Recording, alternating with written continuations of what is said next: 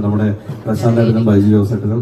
അപ്പൊ അവരെ നയിക്കുന്ന പ്രോഗ്രാമിൽ എനിക്ക് ഭാഗമാകാൻ എനിക്ക് കാണാൻ പറ്റുന്നില്ല. ഫുൾ ഒരു ഇരുട്ട് മാത്രമാണ്. ആദ്യം തന്നെ നിങ്ങൾക്ക് എല്ലാവർക്കും ശിവരാത്രി ദിന ആശംസകൾ അറിയിക്കുന്നു.